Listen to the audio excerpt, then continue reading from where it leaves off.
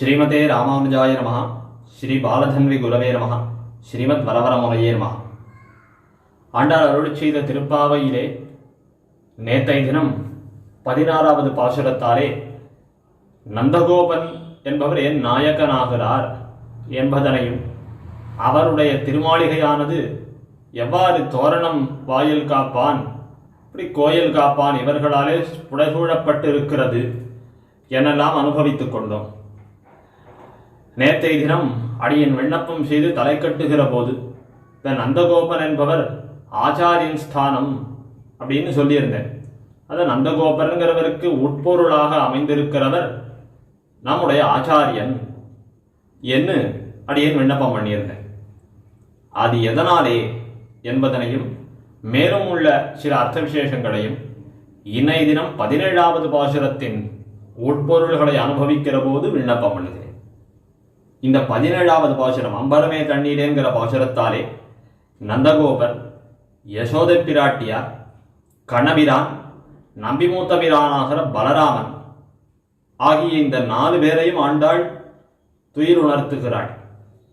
இந்த 4 பேரையும் ஆண்டாள் துயிலுணர்த்துகிறதுனாலே நமக்கு காட்டுகிற சுவாபதேசம் என்ன என்று பார்த்தால், நந்தகோபர் ஆச்சாரியன், யசோதை பிராட்டி அவர் உபதேசிக்கிற திருமந்திரம், கண்ணபிரானோ அந்த திருமந்திரத்துக்கு அர்த்தமாக இருக்கக்கூடியவன், நம்பிமூத்த பிரானாகிற பலராமன் அந்த திருமந்திரத்தினுடைய சாரதமமான அர்த்தமாக இருக்கிறவர் என்று நாம் அனுபவிக்க போகிறோம்.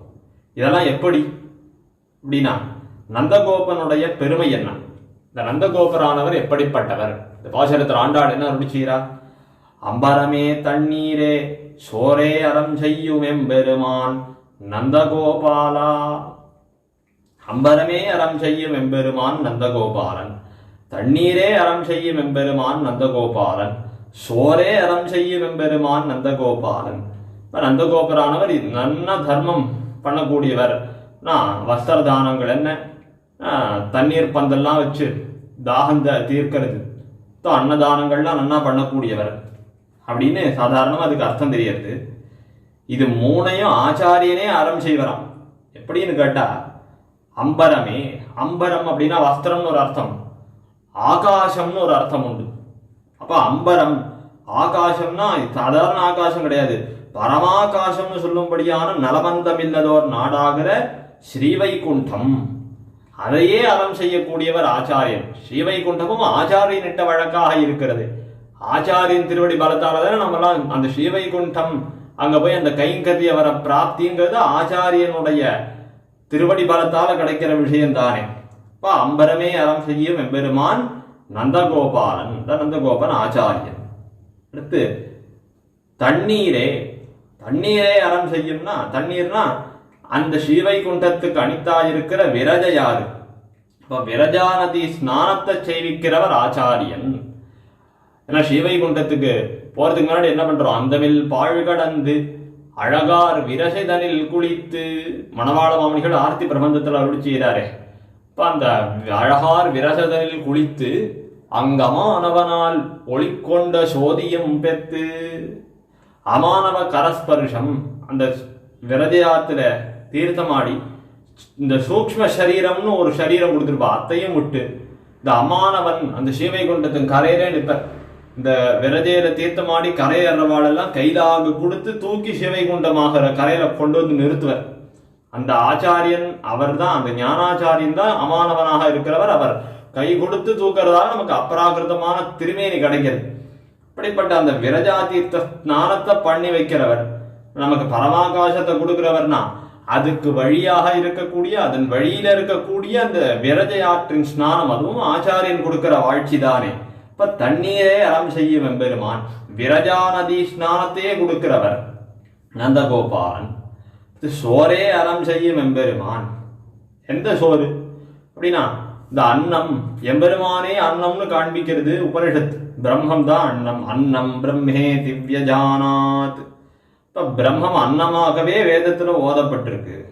மத்தொன்னு, நாம் திருநாட்டுக்கு போய் அகமன்னம் அகமன்னம் அகமன்னம் அகமன்னாதோஹமன்னாதோஹமன்னாதஹா அப்படின்னு சாமகானம் பண்ணி பிரம்மானுபவம் பண்ணி வைக்கிறவர்.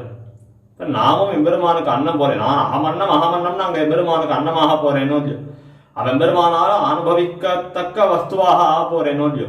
அப்ப எம்பெருமானுக்கே நம்மை அன்னமாக சோறாக அறம் செய்யக்கூடிய ஆச்சாரியன், இப்படி இருக்கக்கூடியவர் நந்தகோபாலன்.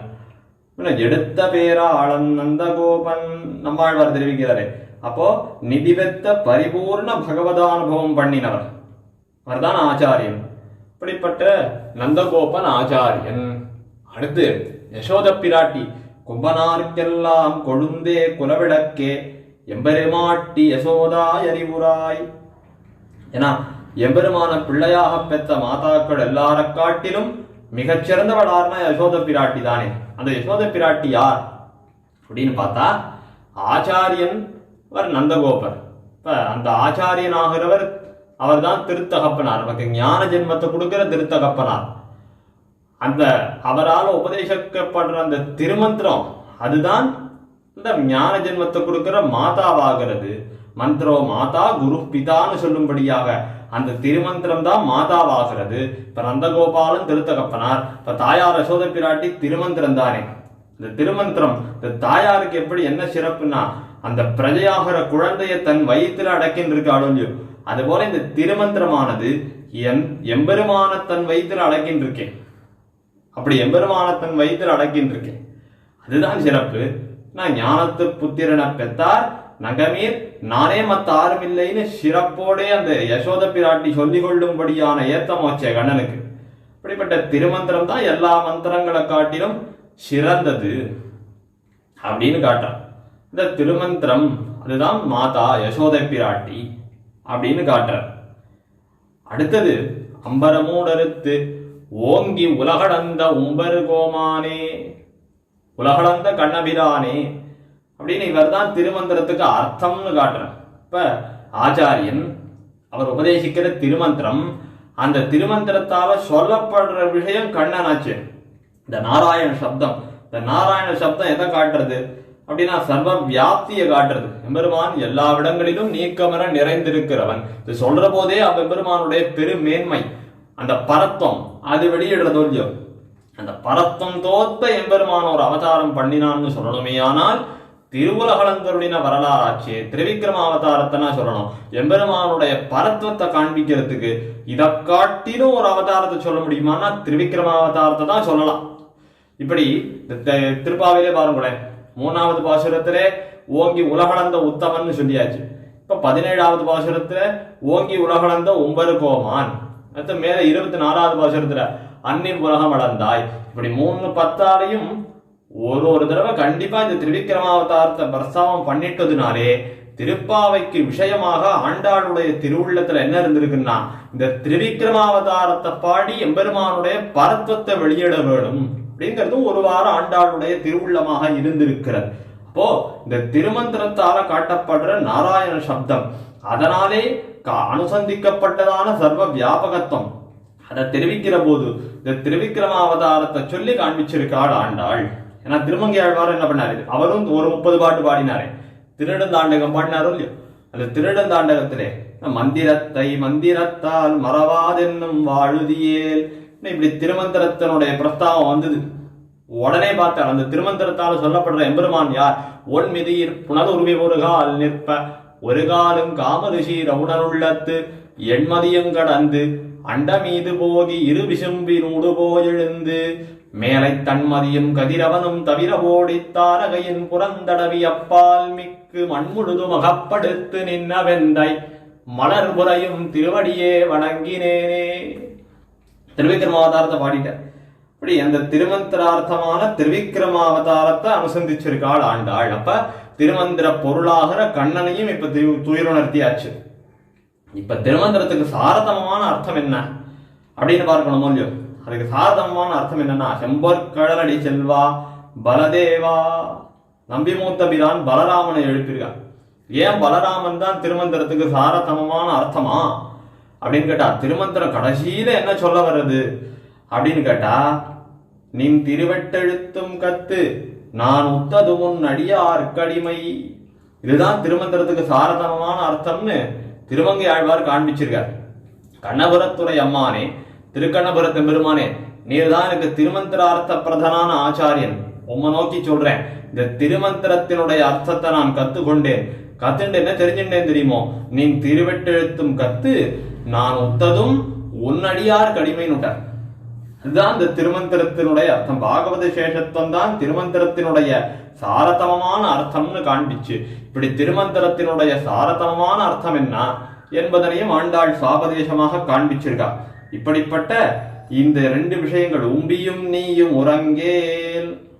உம்பினா பல நம்பிமூத்த பிரானாகிற உன்னுடைய தம்பி கண்ணபிரான், நீர் இப்படி 2 பேரும் உறங்கக்கூடாது அப்படின்னு சேர்த்து சொன்னது எதனாலன்னா, பகவத் சேஷத்துவம் பாகவத சேஷத்துவம் இது 2ம் ஒன்னை விட்டு ஒன்னு பிரிந்திருக்காது.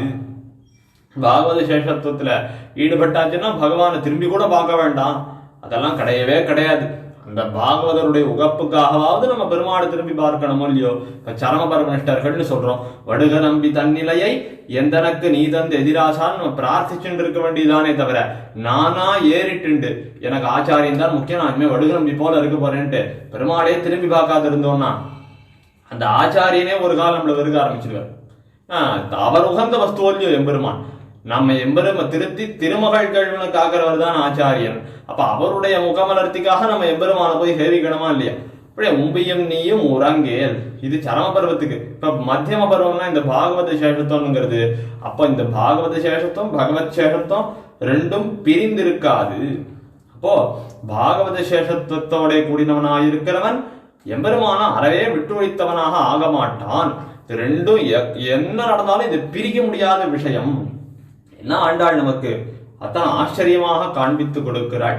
தொடர்ந்து 18வது பாசுரம் ஒந்துவதுகளித்தன் பாசுரம், எம்பெருமானார் உகந்த பாட்டுன்னு இன்னளவும் நம்ம ரெட்டிப்பா சேவிச்சுட்டு இருக்கோம் இல்லையோ, அந்த பாசுரத்தாலே காட்டப்படுகிற எம்பெருமானாருடைய பெருமை என்ன என்பதனை நாளை தினம் நாம் அனுபவிப்போம்.